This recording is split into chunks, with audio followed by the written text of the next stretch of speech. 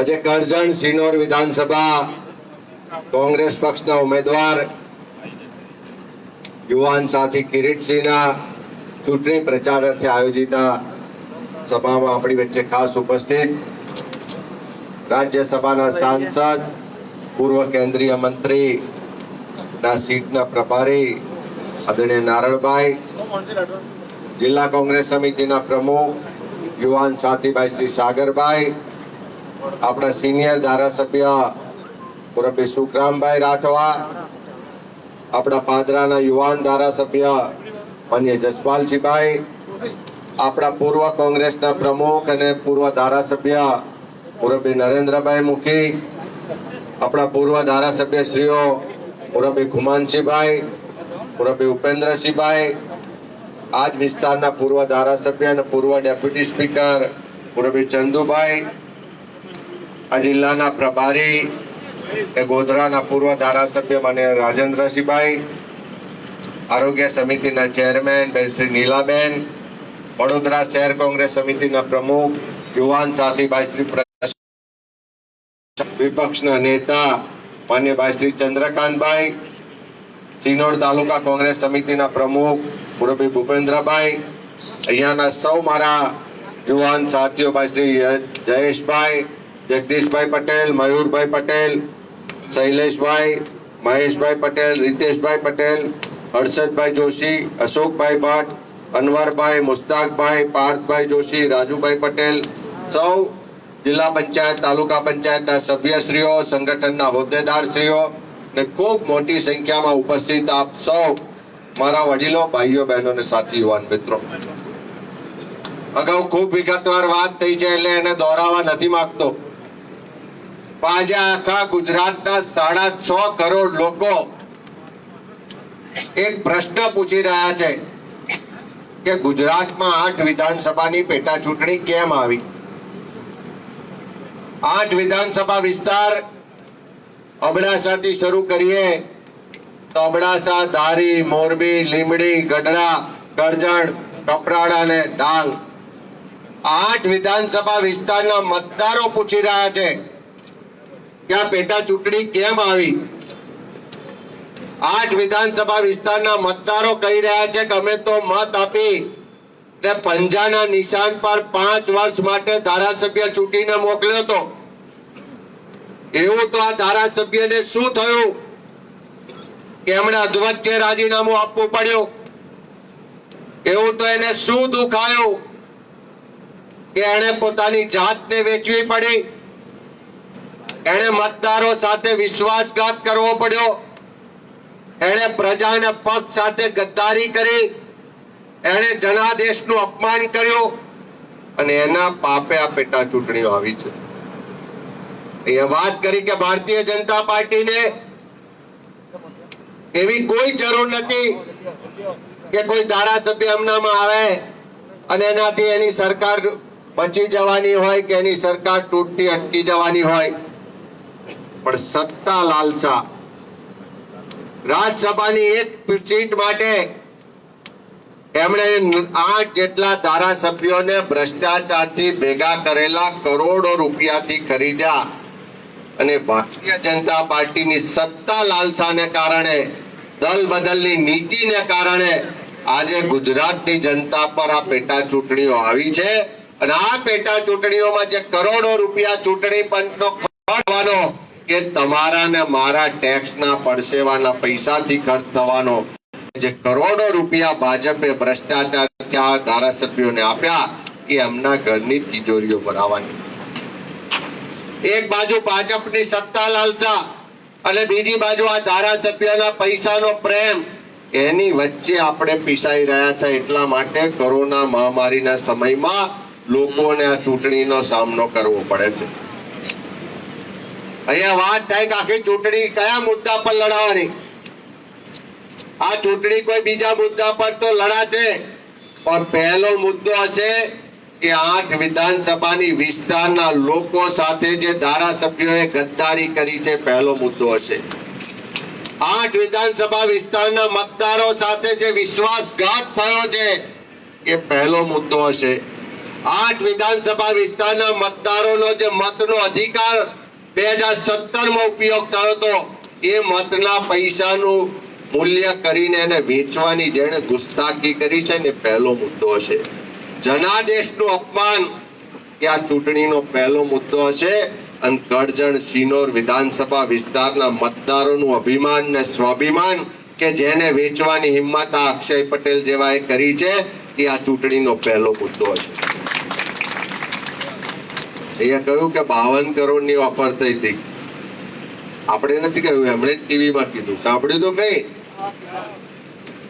જેની 52 રૂપિયાની ઓફર નથી થતી એને તમે મત આપીને ધારાસભ્ય ચૂંટ્યો. કોંગ્રેસ પાર્ટીએ પંજાનું નિશાન આપ્યું એટલે 52 રૂપિયાની ઓકાત નથી એવા વ્યક્તિને 52 કરોડની ઓફર થઈ. એ તમારા કારણે ઓફર થઈ. અને એમ કે આપણી વચ્ચે ગુજરાત વિધાનસભાના પૂર્વ કોંગ્રેસ પક્ષના નેતા, પૂર્વ ગૃહમંત્રી આદરણીય નરેશભાઈ આવ્યા છે. એમનું પણ આપણે હાર્દિક સ્વાગત કરીએ છીએ. આ 52 કરોડમાં ઓફર થઈને હું નતો ગયો એમ કીધું. નારાયણભાઈ કહે છે 25 કરોડમાં ગયા. મારી તમને પૂછવું છે કે 52 કરોડમાં ઓફર થઈ ના ગયા હોય તો ભાવ વધ્યો હોય કે ઘટ્યો હોય? ઓછામાં જાય ખરા? જે 52 માં સોદાબાજીમાં બેઠા નતા એમને કઈક 60 મળ્યા હશે, 70 મળ્યા હશે કે 100 સુધી પહોંચ્યું હશે તો જ સોદો ફાઇનલ થાય ને. એટલે 52 માં નતા વેચાયા પણ 52 થી વધારે વેચાયા છે એવું એમણે જાતે કબૂલ્યું છે. હું હમણાં હિસાબ મારતો હતો, હમણાં ફેસબુક પર જોયું કે મધ્યપ્રદેશમાં એક પેલું ફેસબુકમાં પોસ્ટર મૂક્યું છે કે કોઈ વિધાનસભાનો ધારાસભ્ય આટલા કરોડમાં વેચાયો, એને આટલા લોકોએ મત આપ્યા હતા.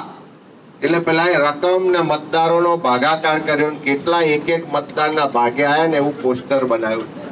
એટલે હું ગણતો તો મેં કહું આ કેટલામાં વધ્યા એ તો ખબર નહીં, પણ 52 લેખે હિસાબ કરીએ તો કરજણ વિધાનસભામાં 52 કરોડ લેખે હિસાબ કર્યો તો ગઈ વખતે અક્ષયભાઈને 74,000 મત મળ્યા હતા. અને 52 લેખે ગણીએ તો એક મતદારનો ભાવ એને 7,000 રૂપિયા કર્યો. આ મતદારનો ભાવ ના થાય.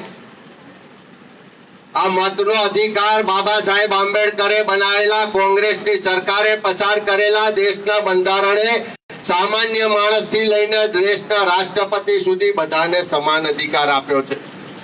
આપણે માલસરનો સામાન્ય કોઈ ખેતમજૂર હોય એના મતની કિંમત પણ એક અને દેશના વડાપ્રધાનના મતની કિંમત પણ એક. માલસરનો કોઈ સામાન્ય યુવાન હોય એના મતની કિંમત પણ એક અને પેલા અદાણી અંબાણી જેવા ઉદ્યોગપતિઓ હોય ને એના મતની કિંમત પણ એક. કોઈ જાતિ, ધર્મ, ભાષા, પ્રાંત કે પુરુષ કે સ્ત્રી જોઈને મતનો અધિકાર નથી આપ્યો. કરોડો રૂપિયામાં પણ ના ખરીદી શકાય એવો કિંમતી મતનો અધિકાર આ દેશના બંધારણે આપણને આપ્યો છે. અને મતની કિંમત કરવાની હિંમત અક્ષય પટેલ જેવા લોકોએ કરી છે. એનો જવાબ આપણે 3 તારીખે આપવાનો. આખી ચૂંટણી વિશ્વાસઘાતના મુદ્દા પર લડાશે. વિશ્વાસઘાત કોણે કર્યો? આ ધારાસભ્યએ તો આપણી સાથે વિશ્વાસઘાત કર્યો જ. પણ જે ભારતીય જનતા પાર્ટીની સરકાર ગાંધીનગરમાં રાજ કરે છે, જે ભારતીય જનતા પાર્ટીની સરકાર દિલ્હીમાં રાજ કરે છે, આ બંને સરકારોએ ને બંને સરકારના નેતાઓએ આ ગુજરાતની જનતા સાથે વિશ્વાસઘાત કર્યો છે. અને વિશ્વાસઘાત કેમ?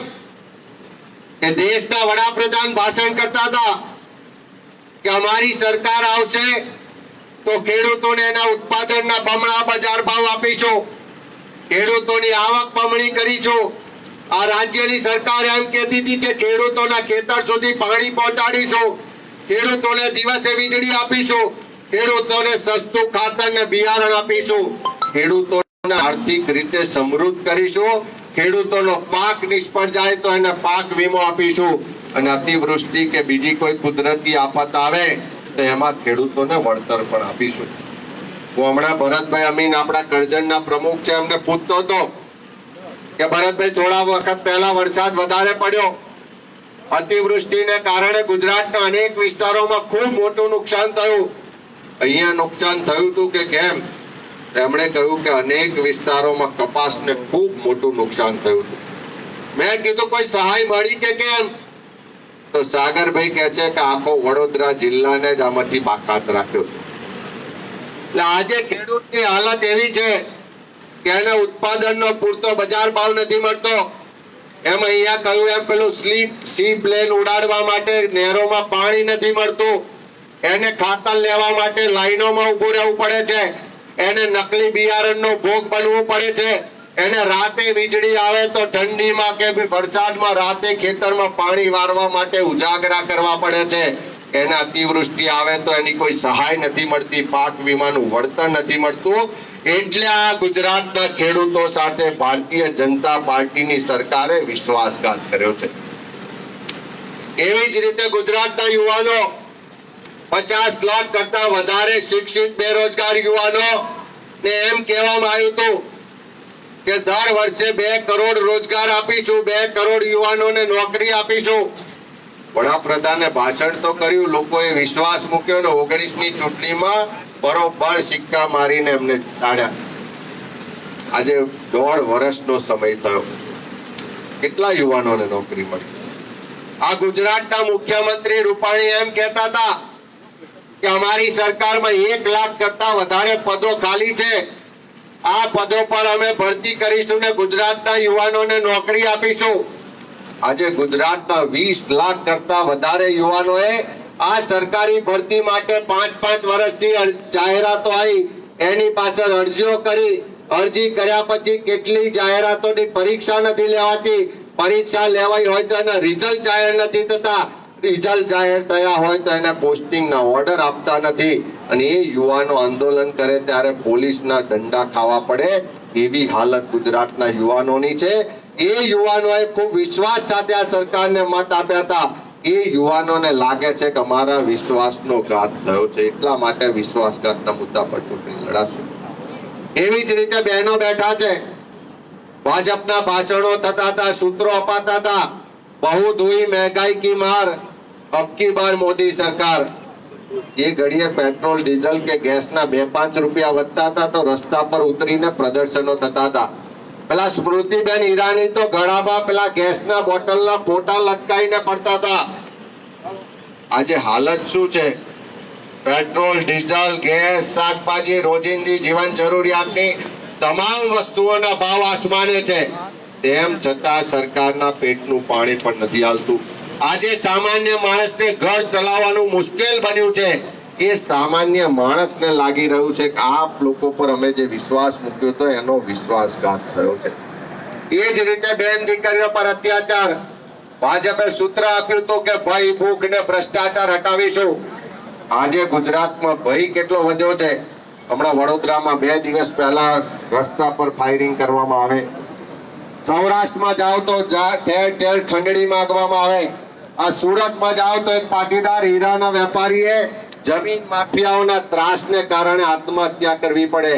બેન દીકરીઓ પર રોજ અત્યાચાર થાય, રોજ બળાત્કારના બનાવો બને અને આખું ગુજરાત આજે ભયભીત છે. એ સામાન્ય ગુજરાતીને લાગે છે કે અમે જે વિશ્વાસ સાથે મત આપ્યો તો એ વિશ્વાસનો ઘાત થયો છે. એ જ રીતે કોરોના મહામારીની વાત કરી, નારણભાઈ માસ્કની વાત કરી. મહામારી આવી કેમ? આપણા દેશમાં તો આ વાયરસ હતો જ નહીં, પણ તમે પેલા ટ્રમ્પને અમેરિકાથી અહીં અમદાવાદમાં બોલાયો ને નમસ્તે ટ્રમ્પ કાર્યક્રમ કર્યો ને લાખો લોકોને બસો ભરીને લાયા અને ત્યારે કોઈને માસ્ક ના પહેરાયો, ત્યારે કોઈને સોશિયલ ડિસ્ટન્સ ના જળવાયું અને એના કારણે અમેરિકામાંથી કોરોના ગુજરાતમાં આવ્યો ને ગુજરાતમાં આખા ઘેર સુધી કોરોનાનો ડર પહોંચી ગયો. એની પાછળ જો જવાબદાર હોય તો આ ભારતીય જનતા પાર્ટીની સરકાર જવાબદાર. કોરોનાની શરૂઆત થઈ, લોકડાઉનની શરૂઆત થઈ ત્યારે આખા દેશમાં 500 કેસ હતા. કોઈને પણ પૂછ્યા વગર રાતોરાત લોકડાઉન જાહેર કર્યું. લોકોને કેટલી તકલીફ પડી, કેટલી સમસ્યાઓ થઈ. લોકો ઘરની બહાર ના નીકળે, બહાર નીકળે તો કેસ કરવામાં આવે. ધંધા વેપાર બંધ થઈ ગયા, ખેતીનો માલ વેચવા ના જવાય. અનેક હાડમારીઓ ભોગવીને પણ લોકોએ એમને મદદ કરી. લોકોને કહ્યું દીવા કરો તો દીવા કર્યા. લોકોને કહ્યું થાળી વેલણ વગાડો તો થાળી વેલણ વગાડ્યા.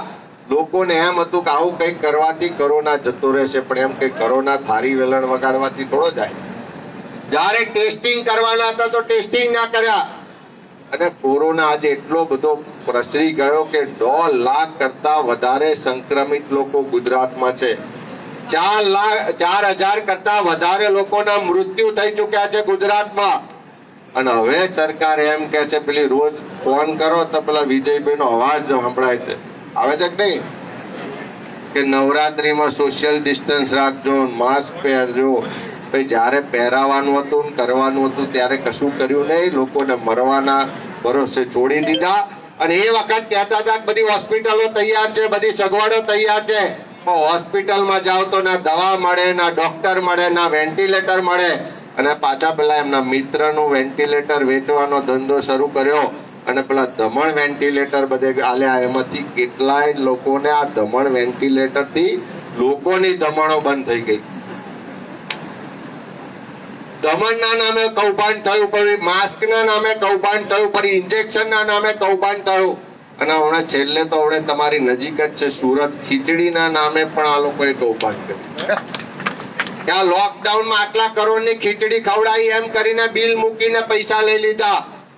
આવા કૌભાંડો લોકડાઉન ને કોરોનામાં પણ કર્યા. એના કારણે સામાન્ય જનોનો આ સરકાર પ્રતિ વિશ્વાસ ઉઠી ગયો. આ ચૂંટણી લોકો સાથે થયેલા વિશ્વાસઘાતની પણ ચૂંટણી છે. લોકો પોતાની સાથે સરકારે કરેલા વિશ્વાસઘાતનો પણ જવાબ આપશે.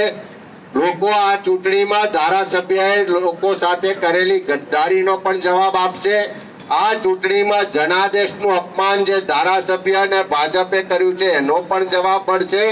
અને સાથે સાથે લોકો જે ભારતીય જનતા પાર્ટીનો અન્યાય અને અત્યાચાર છે એની સામે પણ 3જી તારીખે મતદાન કરવાના છે.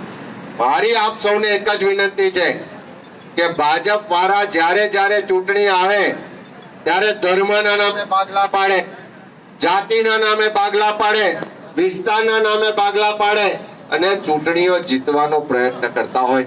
ફરી પાછો એવો પ્રયત્ન સિનોરની ધરતી પર થઈ રહ્યો છે. એની સામે આપણે બધાએ જાગૃતિ રાખવાની છે. કિરીટસિંહભાઈ, નારાયણભાઈ કહ્યું એમ એક પ્રતીક છે, પણ કોંગ્રેસના પંજાનું નિશાન એની સાથે છે. વ્યક્તિઓ તો બદલાતા રહેવાના, પણ કોંગ્રેસનો પંજો બદલાતો નથી રહેવાનો. વ્યક્તિઓ તો બદલાવાના, પણ કોંગ્રેસની વિચારધારા નથી બદલાવાની. અને એના જ કારણે ગુજરાતમાં જ્યારે કોઈએ પણ પોતાની જાતને વેચી છે, પ્રજા સાથે ને પક્ષ સાથે દ્રોહ કરીને ગદ્દારી કરી છે, એવા તમામ લોકોને ગુજરાતની જનતાએ જ્યારે ફરી ચૂંટણી આવી તો ઘર ભેગા કરવાનું કામ પણ કર્યું છે. એ જ રીતે કરજણ સિનોરની જનતા પણ આવનારા સમયમાં પાઠ શીખવાડે એવી મારી આપ સૌને વિનંતી છે. અને આ સબક એટલા માટે શીખવાડવો જરૂરી છે કે કાલે ઉઠીને કોઈ પણ પ્રજાના મતનો સોદો કરવાની હિંમત ના કરે. કાલે ઉઠીને કોઈ પણ પ્રજા સાથે વિશ્વાસઘાત કરવાની હિંમત ના કરે. એ માટે 3 તારીખે મત આપીને આપણે સબક શીખવાડીશું. કિરીટસિંહને અહીંથી ધારાસભ્ય તરીકે ચૂંટીને મોકલીશું. મારી આપ સૌને અમારા બધા વતી ખાતરી છે કે કિરીટસિંહ તમારી વચ્ચે એક સાથી તરીકે, ભાઈ તરીકે, મિત્ર તરીકે, કાર્યકર તરીકે ખૂબ સારી રીતે કામ કરશે. ચંદુભાઈએ કીધું એમ ધારાસભ્ય નતા ત્યારે પણ ખૂબ સારી રીતે કામ કર્યું હતું. હું 2017 નો સાક્ષી છું. નીલાબેન હોય, કિરીટસિંહ હોય કે અનેક આપણા આગેવાનો ટિકિટ માંગતા હતા, પણ ટિકિટ અક્ષયભાઈને મળી. બધાએ ઘરના પૈસા ખર્ચીને રાત દિવસ ઉજાગરા કરીને એમને જીતાડ્યા હતા. એ પોતાની જાતને કે કોંગ્રેસને કે પ્રજાના મતને વેચવા માટે છૂટ્યા નતા. એમણે ગુસ્તાખી કરી છે પોતાની જાતને, ઈમાનને વેચવાની, લોકોના વિશ્વાસને વેચવાની. એને આપણે બધાએ સબક શીખવાડવાનો છે. મને શ્રદ્ધા અને 100% વિશ્વાસ છે કે આ વિસ્તારની જનતાએ હંમેશા સત્યનો સાથ આપ્યો છે. આ વિસ્તારની જનતાએ હંમેશા સાચાને સાથ આપ્યો છે. એ જ રીતે આવનારી 3 તારીખે પણ ભારે મતદાન કરી ને કોંગ્રેસના પંજાના નિશાન પર લોકો બટન દબાવે ને સૌના આશીર્વાદ મળે એવી પ્રાર્થના કરીએ છીએ. અને ફરીથી વિનંતી કરું કે દિવસો ઓછા છે. કદાચ ઉમેદવાર જાતે ના આવી શકે તો આપણે જાતે જ ઉમેદવાર છે. આપણે જાતે જ કોંગ્રેસનો પંજાનો નિશાન લઈ ને ઘેર ઘેર સુધી આ વિનંતી પહોંચાડીએ ને સર્વ લોકોના આશીર્વાદ મેળવીએ એ જ પ્રાર્થના સાથે આપ સૌનો આભાર. જય હિન્દ, જય ભારત.